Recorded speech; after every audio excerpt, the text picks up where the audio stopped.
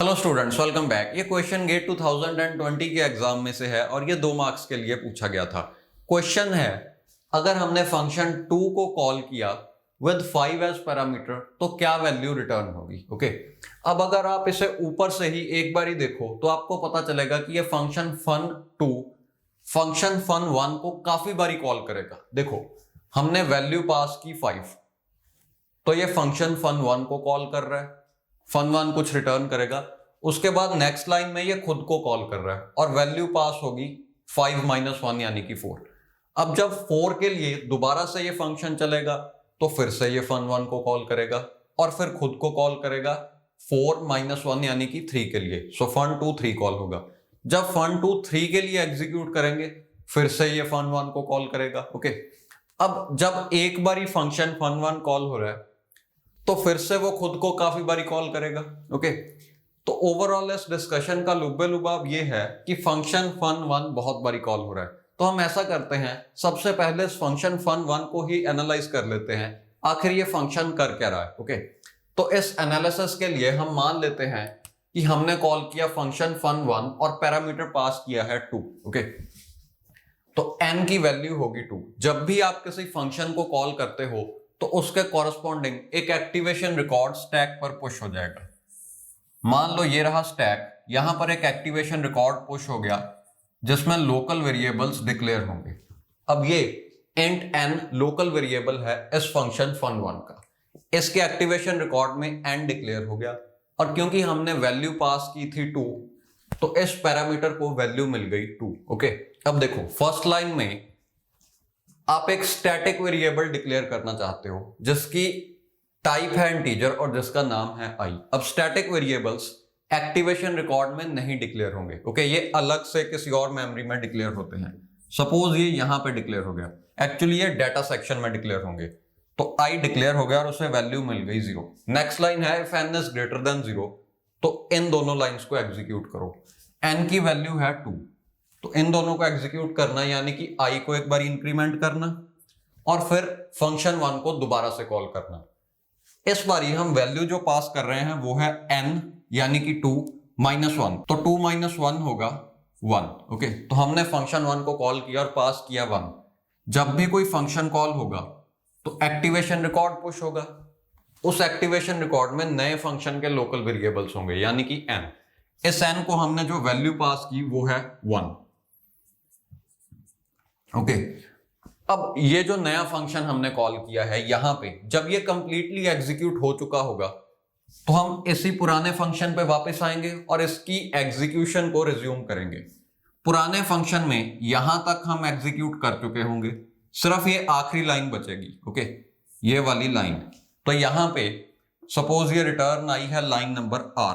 Okay, so I M noting down कि जब ये फंक्शन एग्जीक्यूट हो चुका होगा तो वापस आके हम इसे लाइन नंबर r से रिज्यूम करेंगे। ओके, अब देखो जो नया फंक्शन है उसमें फर्स्ट लाइन एग्जीक्यूट नहीं होगी।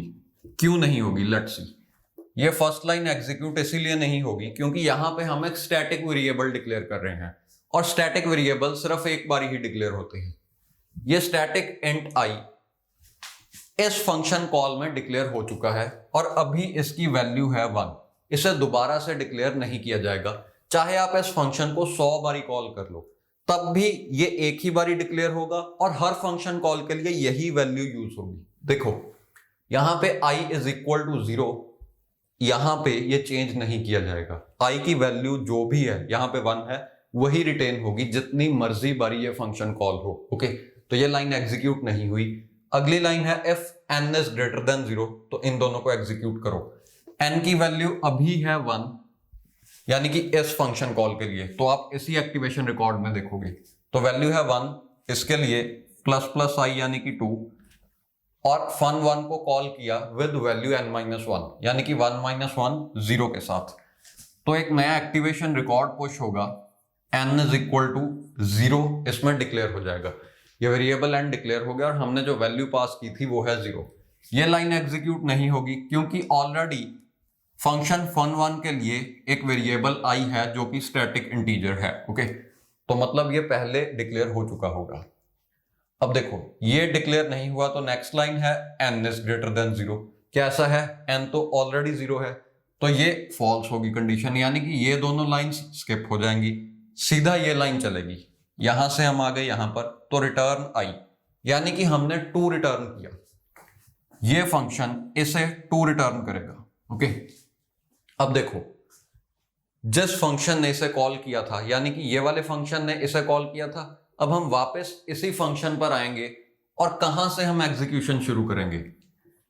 यहां पे थी फंक्शन कॉल, तो प्रीवियस फंक्शन की एक लाइन बची होगी, यानी कि लाइन नंबर आर। यहां पे मैंने लिखा नहीं है, बट इसकी भी एक ही लाइन बची थी, लाइन नंबर आर, तो हम इसे भी रिटर्न करेंगे। ओके, अब ये तो पॉप हो चुका होगा क्योंकि इस फंक्शन ने रिटर्न कर दिया। इसकी लाइन नंबर आर बची है, तो ये इसे एग्जीक्यूट करेगा, यानी कि रिटर्न आई, तो ये भी वैल्यू 2 ही रिटर्न करेगा।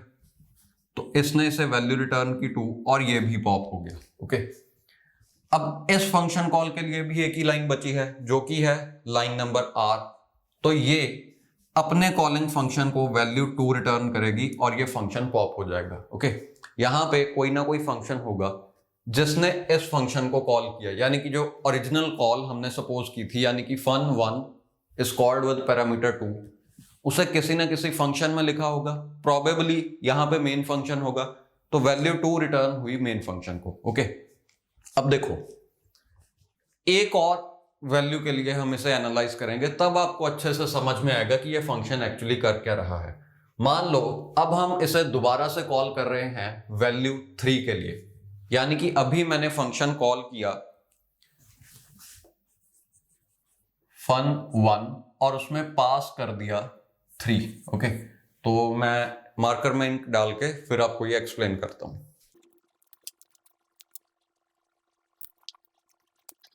अभी हमने कॉल किया फंक्शन fun1 दोबारा से और वैल्यू पास की है 3।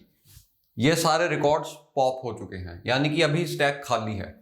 तो जब भी आपने कोई फंक्शन कॉल किया, दोबारा से एक एक्टिवेशन रिकॉर्ड पुश होगा, अभी n की वैल्यू होगी 3। ओके, अब देखो होगा क्या, ये तो एग्जीक्यूट नहीं होगा क्योंकि ऑलरेडी हमारे पास वेरिएबल i है जिसकी वैल्यू अभी 2 है, तो इसे दोबारा से डिक्लेयर करके इनिशियलाइज नहीं करना। ओके, नेक्स्ट लाइन में if n is greater than 0, क्या n ग्रेटर देन 0 है? ऑब्वियसली 3 ग्रेटर देन 0 है, तो आप ये दोनों लाइंस एग्जीक्यूट करोगे, यानी कि इसे इंक्रीमेंट करके 3 बना दिया और फंक्शन fun1 कॉल हो गया जिसमें हमने 2 पास किया, तो यहां पे n इज इक्वल टू 2 होगा। ओके, अब ये एग्जीक्यूट नहीं होगा, फिर ये एग्जीक्यूट होगा, यानी कि इसे हम बना देंगे 4 और फंक्शन fun1 को कॉल किया जाएगा with n is equal to 1। Okay, अब n इज इक्वल टू 1 के लिए भी इंक्रीमेंट होगा, यहां पे बन जाएगा 5 और दोबारा से फंक्शन कॉल होगी जिसमें n इज इक्वल टू 0 होगा। ओके, अब n इज इक्वल टू 0 पे ये कंडीशन फॉल्स हो जाएगी, यानी कि ये पॉप हो जाएगा, तो इसने इसे वैल्यू रिटर्न की 5, इसने भी इसे वैल्यू रिटर्न की 5, इसने भी इसे वैल्यू रिटर्न की 5 और इसके नीचे ऑलरेडी स्टैक खाली था, यानी कि ये तो यहां पे नहीं है, तो ये जो वैल्यू अपने कॉलिंग फंक्शन को रिटर्न करेगा वो भी होगी 5, यानी कि जो भी करंट वैल्यू ऑफ i है, अभी i 5 है, करंट वैल्यू ऑफ i में हम n ऐड करके वापस रिटर्न कर रहे हैं। मींस अगर अब मैं कॉल करूं fun1 ऑफ 6, अगर मैंने ऐसी कोई कॉल की तो क्या होगा, करंट वैल्यू 6 बारी अपडेट होगी, यानी कि 5 में हमने 6 ऐड किया तो 11 बन जाएगा और ये 11 रिटर्न हो जाएगा कॉलिंग फंक्शन को। यहां पे काफी सारे रिकॉर्ड्स पुश होंगे, 6 के लिए 7 रिकॉर्ड्स पुश होंगे, तो 7 रिकॉर्ड्स पुश होंगे, फिर वो एक एक करके रिटर्न करते रहेंगे और आखिरी वाला यानी कि जो पहले सबसे कॉल हुआ वो रिटर्न कर देगा वैल्यू 11। ओके, जो भी करंट वैल्यू है उसमें n ऐड करके रिटर्न हो रहा है। अभी ये क्वेश्चन काफी आसान हो जाएगा क्योंकि यहां पे हमें बार बार एनालाइज नहीं करना पड़ेगा। Okay, so I am erasing the board, then I will explain it.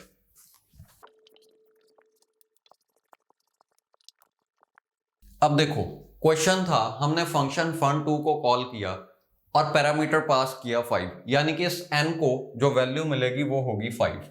Okay, तो एक्टिवेशन रिकॉर्ड पुश हुआ क्योंकि फंक्शन कॉल है, लोकल वेरिएबल उसी एक्टिवेशन रिकॉर्ड में एलोकेट हुआ। ओके, अब फंक्शन की पहली लाइन एग्जीक्यूट होगी, static and i is equal to 0।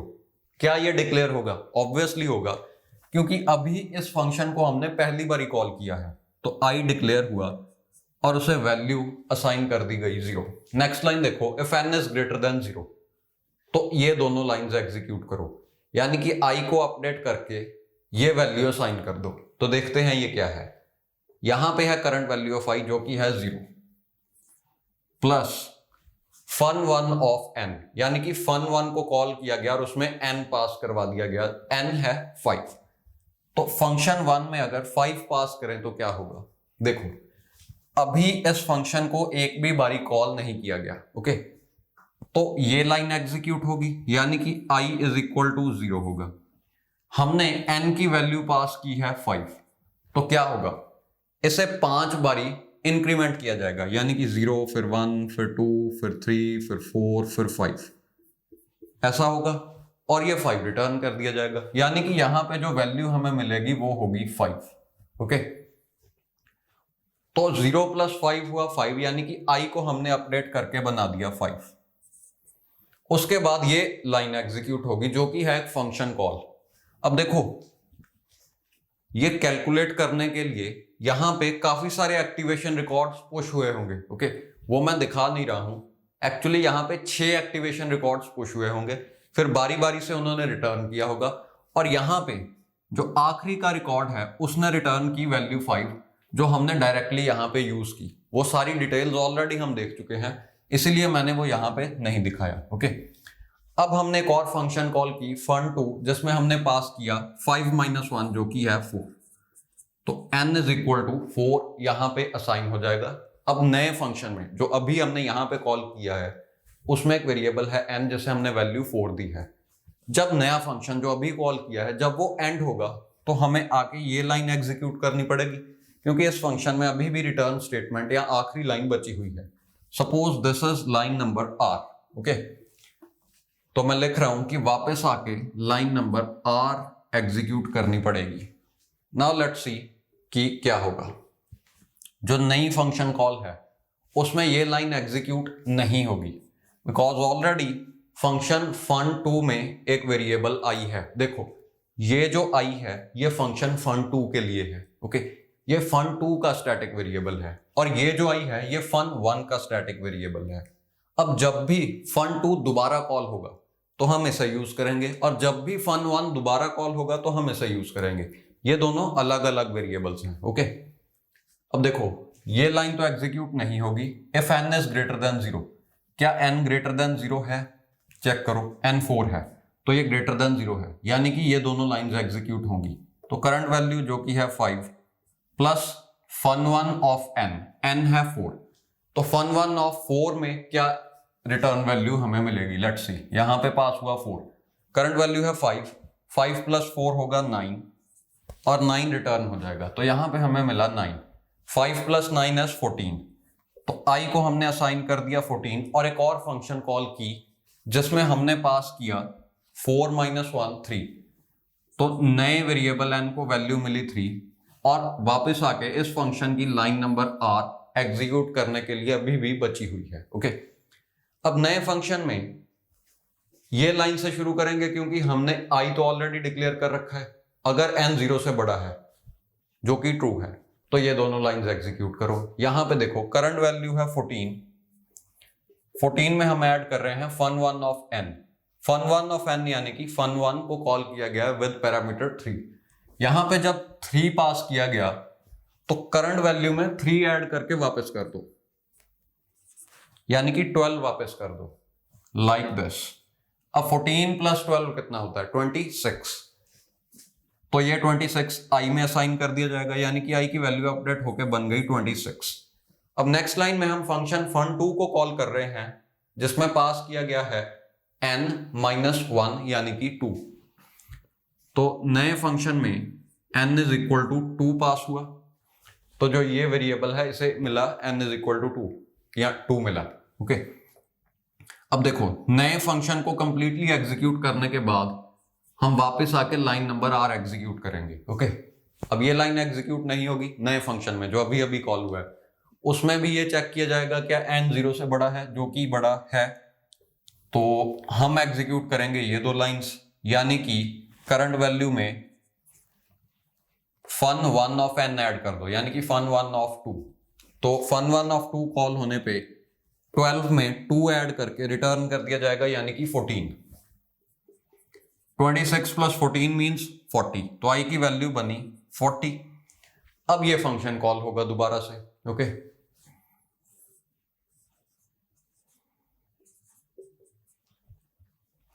अब जो नया फंक्शन है उसमें भी n 0 से बड़ा है क्योंकि n 1 है, तो दोबारा से यही स्टेप्स रिपीट करो। करंट वैल्यू है 40, 40 प्लस fun1 ऑफ 1 हमें रिटर्न करेगा 15। 40 प्लस 15 होगा 55।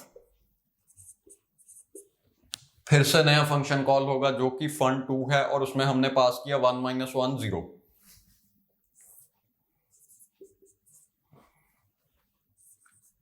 तो नए फंक्शन में ये कंडीशन फॉल्स हो जाएगी, यानी कि ये दो लाइंस अब एग्जीक्यूट नहीं की जाएंगी। ओके, सीधा हम रिटर्न आई पे आ जाएंगे।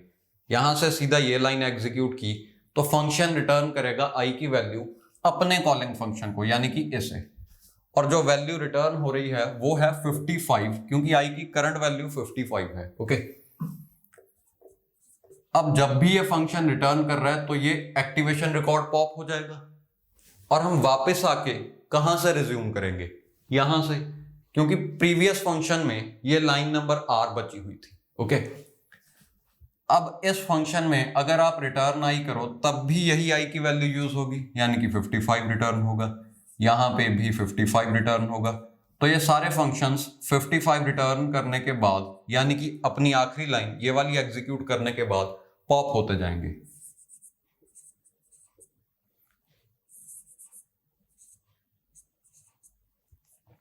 ओके, ये सारे फंक्शन एक्टिवेशन रिकॉर्ड्स पॉप हो गए और आखिरी फंक्शन ने रिटर्न किया 55। इस वाले में क्वेश्चन में यही पूछा था कि fun2 को अगर कॉल किया जाए विद वैल्यू 5, यानी कि ये फंक्शन, तो ये क्या रिटर्न करेगा। इसका आंसर है 55। ऑलरेडी हमने डिटेल्स देख ली हैं। अब देखो, ये सब कुछ अगर आप नहीं भी करना चाहते, आप सिर्फ एक दो बार इसे कॉल करो, आपको पैटर्न पता चल जाएगा। तो इतनी डिटेल में सॉल्व करने की जरूरत नहीं है, आप जस्ट पैटर्न आइडेंटिफाई करो और क्वेश्चन को सॉल्व करते जाओ। अब मैं आपको ये क्वेश्चन शॉर्टकट मेथड से सॉल्व करके दिखाता हूं, यानी कि हम एक बारी में पैटर्न आइडेंटिफाई करके इसे बड़ी आसानी से सॉल्व कर देंगे। तो हमने कॉल किया fun2 विद इनिशियल वैल्यू 5। अब पहली बारी ये वेरिएबल i डिक्लेयर होगा, तो i इज इक्वल टू होगा 0। ओके, n की वैल्यू 5 है क्योंकि क्वेश्चन में गिवन है पैरामीटर इज 5। 5 0 से बड़ा है, यानी कि इन दोनों को एग्जीक्यूट करना है। तो i की जो नई वैल्यू होगी वो है current value plus fun1 of 5। तो करंट वैल्यू है 0 प्लस fun1 ऑफ 5 क्या रिटर्न करेगा। तो इस फंक्शन को आप पहली बारी कॉल कर रहे हो, यानी कि i डिक्लेयर होगा और जो भी हमने पास किया है वो i में ऐड होके वापस आ जाएगा। हमने पास किया 5, fun1 ऑफ 5, तो 5 0 में ऐड होके वापस आ जाएगा, यहां पे हमें मिलेगा 5। तो 0 प्लस 5 ये i की नई वैल्यू है। ओके, और ये फंक्शन 5 रिटर्न करने से पहले i को भी अपडेट करेगा। तो i की वैल्यू इसमें भी 5 है और अभी इसमें भी 5 है। नेक्स्ट लाइन देखो क्या है। नेक्स्ट लाइन है एक फंक्शन कॉल fun2 को, जिसमें हम पास कर रहे हैं 5, n की वैल्यू 5 है, माइनस 1 यानी कि 4। तो n इज इक्वल टू 4 के लिए फंक्शन दोबारा से कॉल हो गया। ये लाइन तो एग्जीक्यूट होगी नहीं क्योंकि ऑलरेडी i डिक्लेयर्ड है। 4 0 से बड़ा है, यानी कि ये दोनों एग्जीक्यूट होंगी। तो i की वैल्यू अपडेट करके बना दो current value plus fun1 of 4। Current value है ये, fun1 ऑफ 4 क्या करेगा, जो भी यहां पे करंट वैल्यू है उसमें 4 ऐड करो और वापस कर दो। तो यहां पे आपको मिलेगा 9, यानी कि आप इस करंट वैल्यू में 9 ऐड कर रहे हो। ओके, तो नई वैल्यू जो i की आई वो ये रही। अब देखो, अब फंक्शन 2 कॉल होगा 4 माइनस 1 यानी कि 3 के लिए। तो फंक्शन 2 कॉल हुआ 3 के लिए। 3 अभी भी 0 से बड़ा है, तो दोबारा से हमें यही लाइन एग्जीक्यूट करनी पड़ेगी, यानी कि आई को अपडेट करके बना दो करंट वैल्यू आई की ये रही। ओके, यहां पे आई लिखा है फन 2 में, यानी कि हम इसी आई की बात कर रहे हैं। इस आई की करंट वैल्यू ये रही, उसमें ऐड कर दो फन 1 ऑफ 3। ओके, तो अब देखो फन 1 जो रिटर्न करेगा वो है आई की करंट वैल्यू 9 प्लस 3 यानी कि 12। ओके, तो ये रहा 9, इसमें 3 ऐड करो 12, यानी कि देखो ये आई की करंट वैल्यू है, यहां से हमें वापस मिला 12, तो डायरेक्टली मैंने यहां पे 12 लिख दिया। कोइंसिडेंटली जो आई की प्रीवियस वैल्यू 9 थी वही यहां पे 9 है, तो आप डायरेक्टली इसमें 3 ऐड करके 12 लिख सकते हो, इसमें आप डायरेक्टली 2 ऐड करके 14 लिख सकते हो। ओके, इसे यहां से डिलीट नहीं किया गया है। अब हमने 2 ऐड किया तो अगली बारी क्या ऐड होगा 1, यानी कि 14 प्लस 1 आया 15। 15 प्लस अभी हमने 1 ऐड किया तो 15 प्लस क्या होगा 0। बट जब भी n की वैल्यू 0 है तो ये फंक्शन रादर ये इफ स्टेटमेंट इन दोनों लाइंस को एग्जीक्यूट होने ही नहीं देगी और हम रिटर्न कर जाएंगे, यानी कि i की वैल्यू होगी ये। ओके, तो देखो 0 प्लस 5 में इसमें हमने कितना ऐड किया 5, तो इसमें कितना ऐड करना है 4। 5 में 4 ऐड किया 9 मिला, 9 में 3 ऐड किया 12 मिला, 12 में 2 ऐड किया 14 मिला, 14 में 1 ऐड किया 15 मिला। Okay, that's it. तो ये देखो 5 प्लस 9 14 होगा, 14 प्लस 14 28 होगा, 28 प्लस 12 होगा 40, 40 प्लस 10 प्लस 5 55। जी हाँ, बिल्कुल सही है। तो आई होप कि आपको ये क्वेश्चन अब अच्छे से समझ में आया होगा, and I hope you have a great day ahead. Okay.